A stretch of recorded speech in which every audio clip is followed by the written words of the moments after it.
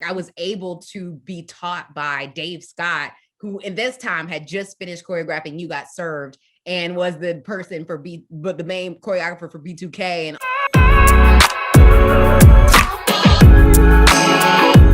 And so this new audio series, More Than That with Gia Peppers, now I read the press release, but I want to hear from the queen herself. What can people anticipate? What can they expect? What can they gain when they tune into More Than That? Absolutely. So thank you for reading the press release. It's a really dope show because we all know that this year, and I'm talking 2020 included, like from today on and a year ago, the conversations that we've been having as a community of Black folks and, all of us have been having more enlightened conversations than ever. Before the racial reckoning, we were all having more conversations about wellness and therapy and eating better, and veganism was on the rise, plant-based eating was on the rise. We saw so many different conversations around what Dr. Sebi and his work was contributing to the space as well. And so we saw all these new waves of consciousness happening within our community, but we never really got to delve into those topics and really discuss them. And I think this show does a really great job of taking the topics that we've seen on our timeline and things that are gaining traction and really dissecting them with the people who know about them best. And so we have 9 episodes that really dig into, again, these more nuanced conversations that people just really haven't either had the time to talk about because everything was closed, because we were all trying to survive several pandemics, within the last year. But we have great conversations. The first episode is all about creatives. And how they've been able to thrive. Like, we see how much Blackness matters. We all know that, but it's interesting to see this new attention being given to Black creatives. My favorite part of being in 2020 was seeing how many times I could log on in a new win for a Black creative or it would happen. Matthew A. Cherry, Danielle Young, like so many people were always consistently growing throughout the madness of 2020. And so I think that was a saving grace. And so we talked to several creatives about how they managed to learn from this year, what their art went through this year, and how they survived. We talked to the Queen Sugar showrunner, Anthony Sparks. We talked to Shakri, who is a writer on This Is Us, and then Eboni K. Williams, who is a Revolt TV host and also a part of the new cast of Real Housewives of New York, the first Black housewife as well. They were all just able to give some real great advice to creatives, and especially to screenwriters and writers as well, like how to pivot during a pandemic, how to restart an entire script and what that does to you. And then on the last episode, we also have talked about financial freedom. We spoke to the only VC firm that is actually owned and operated by a Black woman. Is owned by Arian Simone. And so, we spoke to her about her Fearless Fund and what it really actually is like to fund the dreams of Black women, which is incredible. And so we also have an episode about soul food. And then this episode 4 will be about Black art. So we really get to go into different conversations with the people who understand the crux and the beauty and the experts around these moments. Definitely. No, I definitely can't wait. As you just, describe that briefly, I can't wait to dive in as more episodes are revealed. I think there's 3 out now, and they're all 20 minutes. So that's another thing I definitely want to say. Nice. It is a intro to these thoughts, right? It is not. We definitely are going to hopefully get some extended interviews out sooner than later. But these are more like, okay, I've heard about this. Let me get a brief overview and understanding of what's happening in these different waves of consciousness within our community. And I think that's also a cool part too, where, a lot of podcasts are super long. I know, I'm on some and it's fun, right? But then it's also sometimes people just don't have time to listen to them. There's so many podcasts. So I think this is a great way to kind of get introed into these different topics. And then upon what you hear that sparks your interest, you're able to go do some research and on your own. I wanted to ask you about the first episode. So Eboni K. Williams, shout out to her. Yeah. And, everything that she's accomplished thus far. She talked about just creating excellence, just as a Black creative, as a Black personality. You having 8 years in the game, being an entertainment journalist, host. Now she talked about creating excellence, and she talked about the recipe. So I wanted to know from you, if you had 3 words to describe Gia Peppers' recipe, no pun intended. That's funny. I like Throwing peppers in the that. sauce. No, what would those 3 words be to describe those recipe for your sauce?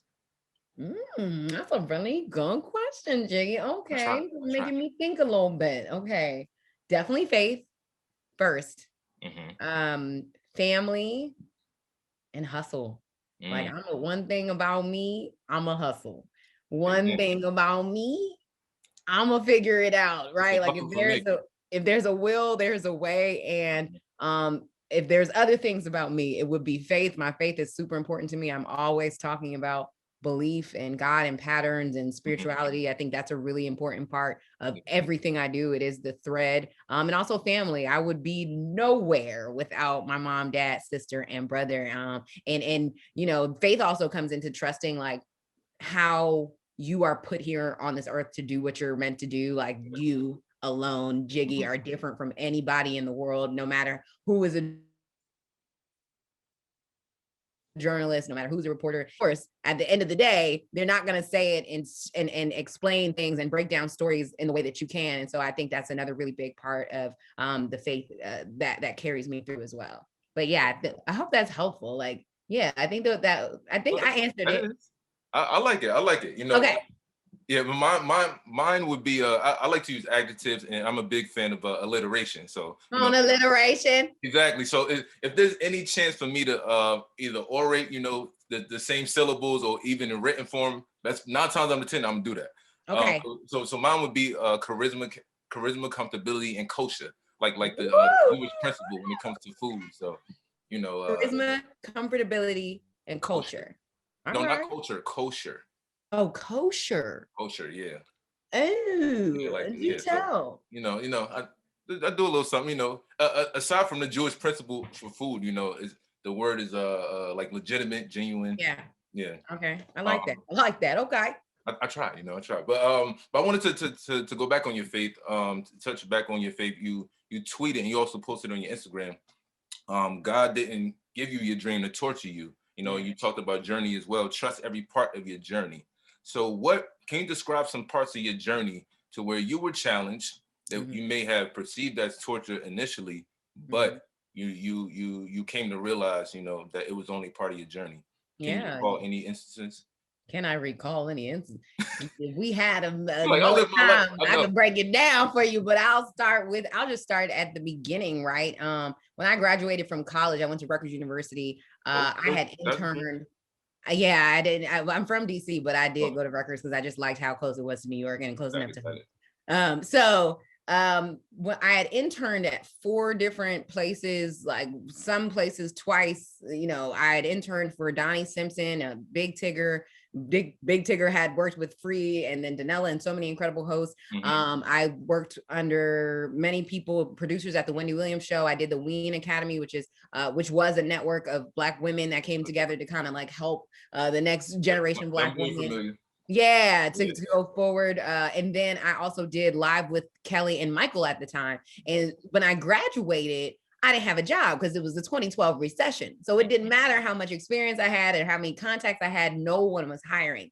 And so I remember being like, hey, I didn't go to $2 Tuesdays. I didn't do nothing crazy. Like I was very focused, right? Like I worked hard. I did my job. I showed up on time. I was great. Why isn't my dream unfolding in the way that I wanted it to? And I think that was my first kind of brush with the fact that I don't control anything over here. And that at the end of the day, God has my plans, whether I like them or not, it is going to happen in the way that it's supposed to happen. And so how I ended up getting over that was there were several things that happened, but one of my close friends, who her name was KK Larty, and we had all just graduated, and she was killed in a drive-by shooting in Boston right after we all graduated. She was already working for Vibe Vixen at the time. She was already like writing. She was already doing all this stuff that I kind of was interning to do. And like she was getting put on in those spaces. And I remember going to her funeral, and her dad was a pastor in Boston and had every single person there that loved her and celebrated her, had preachers and pastors from all over Boston, and then literally had her family and friends there. So it was a whole bunch of people because she was also a youth pastor, of course. And so we are sitting there at the wake. It's an open casket, and they are playing photos of us, all of us, like 4 months ago, over my friend who up until a month before was here with us. That snapped me into reality. That made me realize that life is sacred, and I can be scared, and I can figure, okay, well, this doesn't work out. This is not a thing. I can't do this. Or I can go harder than I ever had before and figure out exactly what it is I'm here to do. And her dad had all of us, all the children, teenagers, college students, recent grads, all of KK's friends come over and be prayed over by all the pastors that were on stage. And in that moment, that's when I started to have a faith that was on fire. Like, it was like, okay, cool. So if KK can't write, if KK can't show up, I know I'm going to go hard, right? And so there are so many of those challenges that have happened within my career, but that was one where I definitely like had a moment when I graduated and I was like, sir, everybody else is getting a job and no, but I don't have no job. Where mine at? Where my job at? Exactly. And it did take time for those jobs and opportunities to come. But even when I started to, even after I worked for the Wizards and had done all this stuff, I decided to leave the Wizards because it just wasn't working out as far as pay. I also am very open about, making sure women, especially Black women, get paid what they're worth, and budgets had changed. So I had to go. And so, at this time, BET Breaks was also on hiatus. So everything was on hiatus that I was doing, except for working with Ebro at Hot 97 and with Black Girl Podcast. And so I remember at that time feeling so low,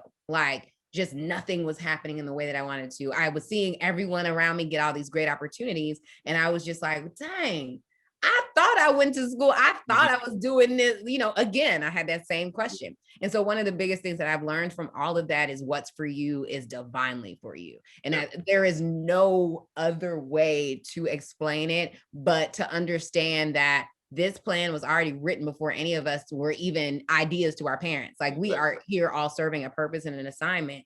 And so that's one thing that I've become very big on, even if I have low moments, in today's iteration of my career, I'm like, all right, girl, what do we know to be true? Yeah, okay. Exactly. How many times have we had this combo? Let's get it together. You a pro at this now. Right. And like, keep going. Yeah, exactly. No, definitely. I'm glad that you said that. When you talked about what's divinely for you, what God has for you will ultimately be for you, and you will end up in the place that you ultimately need to be. Just a quick sidebar. I know your former co-host on Black Coffee, Jameer Pine. That's my frat brother. Oh, he's the best. Yeah, that's my guy. One of person I look up to and a mentor of mine. So Wow. when I right before I graduated college, he was working at, I think, Hot 97 and WBLS at the time. Yes, that's where I met him. Yeah.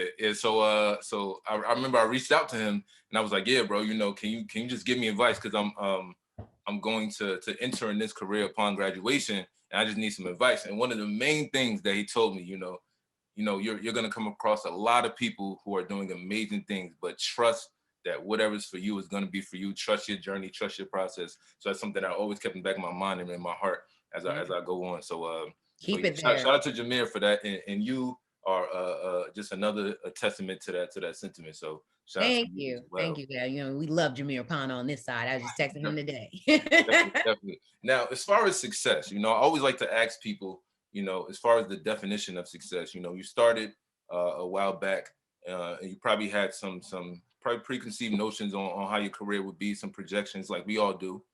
Now, knowing what you know now, has your definition of success changed from when you first began? I don't know if it changed. I think that I have surrendered to the fact that it might not look exactly like what I dreamed of, right? Like when I grew up, I was watching, we watched Girlfriends, my sister and I in our household. I just finished that season last month. Okay. So we watched Girlfriends and thought at 15 that by the time you turn 30, you should have a house. Yeah. You should have your life together. You should be a partner at a law firm. Mm. You should be, your 401k should be stacked. You should be wearing Louboutins every day. And I'm 30 now, and I don't got no house. And I don't wear Louboutins every day. I could get some if I wanted it, but them things hurt. And so I had to realize, especially upon turning 30, that success at what you think success is at 15 and what it is now today is not what I thought it would be, but it feels even better. My success feels better now because I earned it. Like there hasn't been a moment where I didn't put in blood, sweat, and tears to be where I am. And so my journey looks different. If you would have met me when I was 12, like I would have said, like I would have been a singer. I would have been signed to Def Jam, and I would be like Romeo's girlfriend turned wife, and like I'll be best friends with in the videos. 3LW period. Okay. So yes.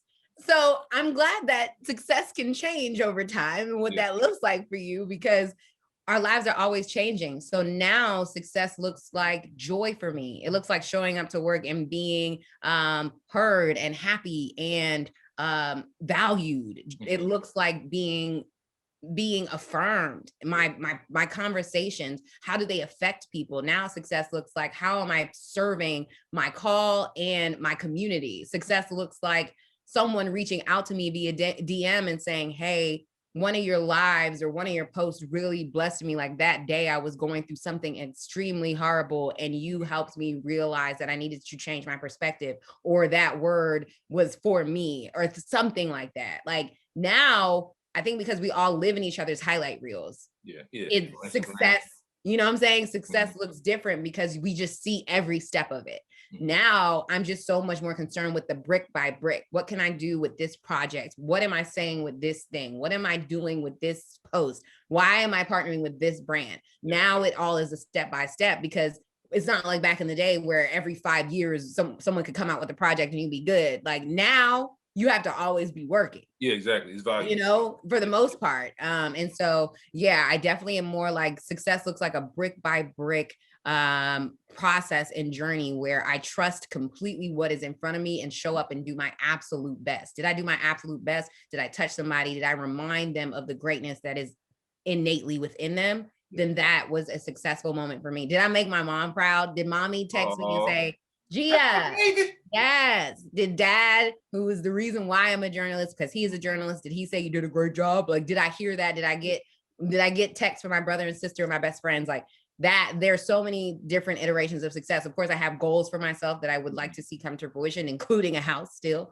But you know, I'm not stuck to a timeline, because when you get stuck to a timeline, you don't enjoy the wins. If it doesn't look like the timeline, all of a sudden a win, which is major in your career, something you prayed for, something you worked for, all of a sudden, because it didn't happen by the time you turn a certain age, it no longer matters. Exactly. No. It's crazy. So I had to get out of that. I had to get out of, especially as a woman, a Black woman in society who has to deal with all of the patriarchal, old, archaic terminologies and societal expectations. All the BS before 2020. Period. On women. Then I was like, okay, let it all go. Do your best with this moment. What can you do in this moment?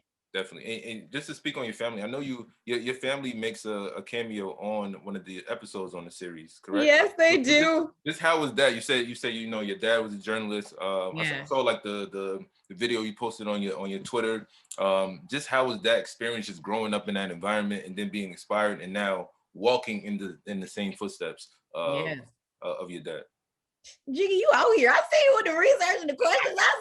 I do research for a living. I always like to say. I see it. Okay. The question was, okay, so one, growing up in my family was incredible. If it is up to me, I'm raising my kids in the DMV. I loved growing up in the Washington, D.C. and Maryland area. And I do say DM.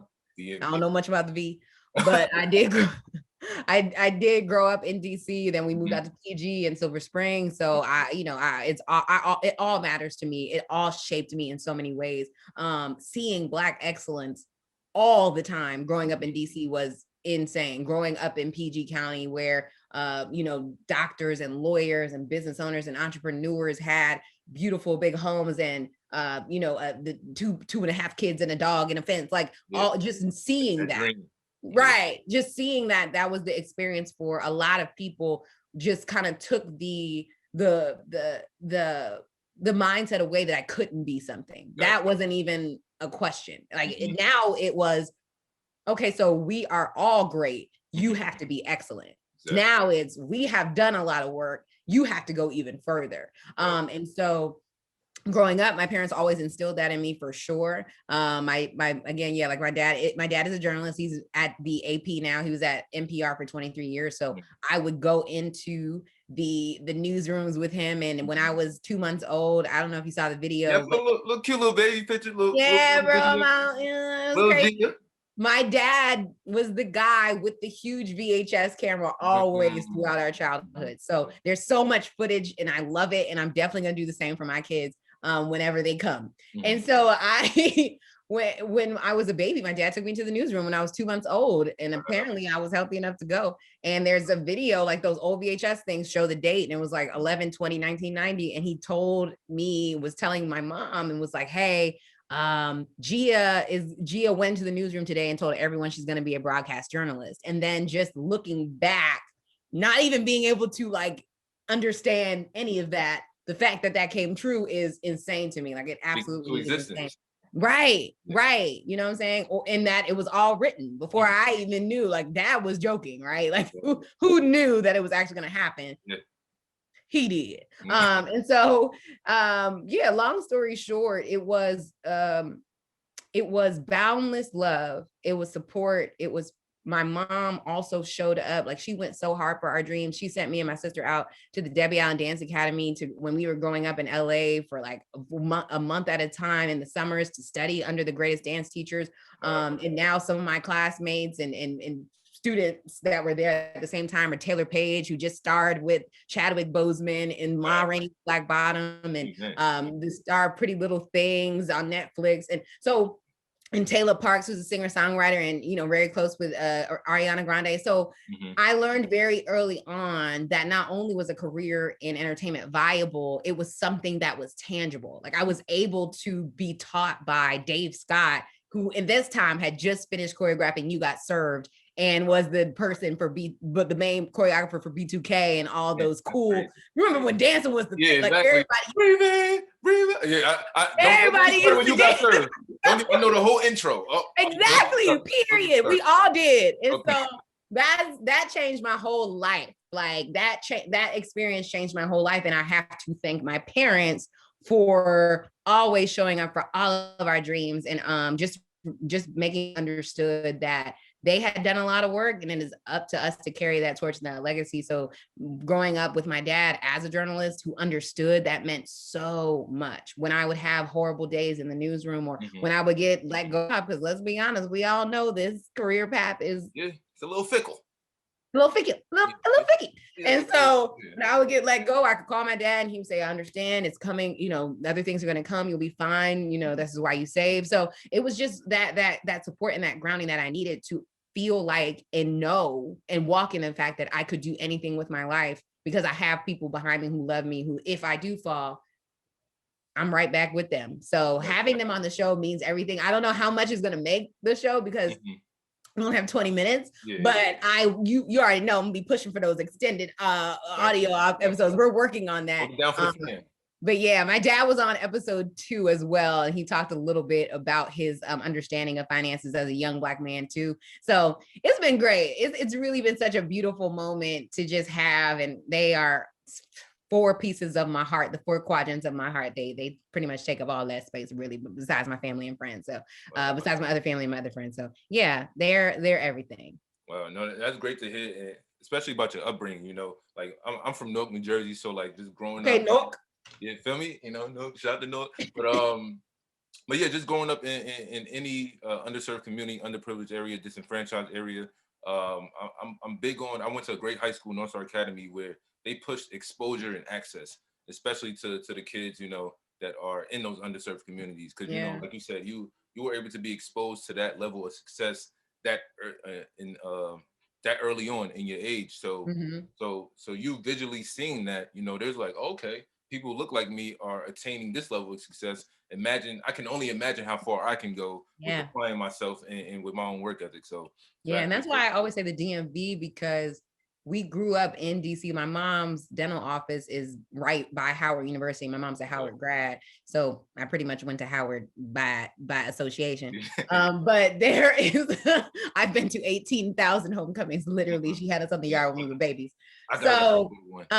you already know how that goes. So but when I was growing up, DC was the chocolate city, right? So before gentrification came and swept through and broke down pretty much everything Black people built in that city, which is gonna be a whole nother conversation. But when I grew up, it was very real that Black people, one, belonged in every part of the spectrum of the economy and held space there. And it was very real that people were some people were fortunate and some people were less fortunate. Some neighborhoods were served and some were underserved. And so I was able to see just how much one, how important it is to treat everybody with the same level of respect. Doesn't matter where they come from or what it is. Like, if you're a human being, I value you and your presence. And my mom taught me that early on. Like, growing up behind, we all know Howard's in the hood, but most HBCUs are in the hood. You know what I'm saying? That's what it is. And so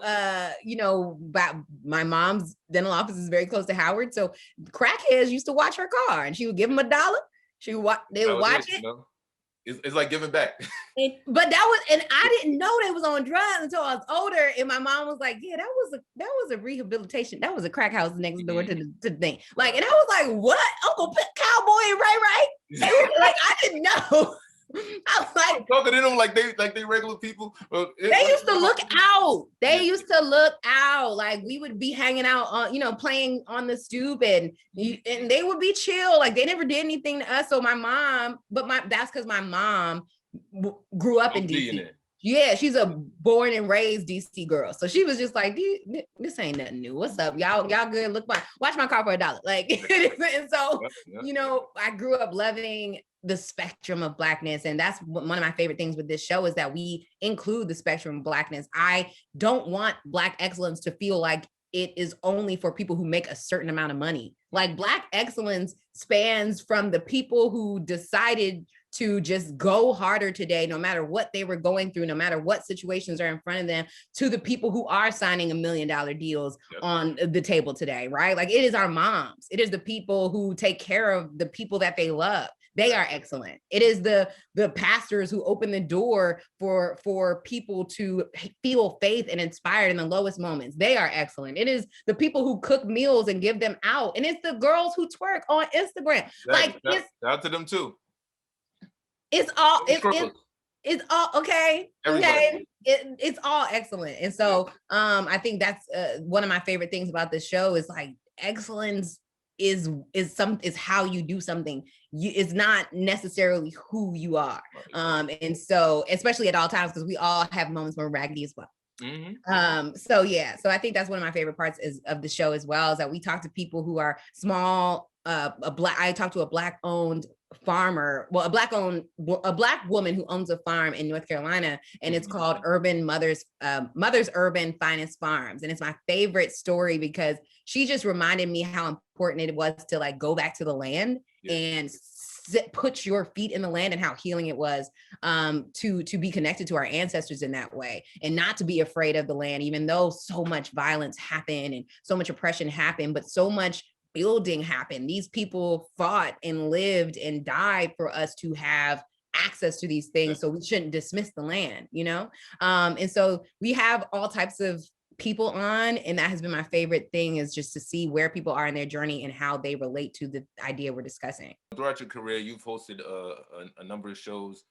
Currently, you know, Black Girl Podcast with the Washington Wizards, Black Coffee. You know, how does More Than That? I know you describe More Than That in the guest and what it will fulfill within this space, but in a couple of sentences, how does More Than That differ from your previous work? More than that, is a reflection of the relevant conversations we're having online and on social media and all of those retweetable quotes where people are talking about wellness and eating right and veganism and showing up for your best self.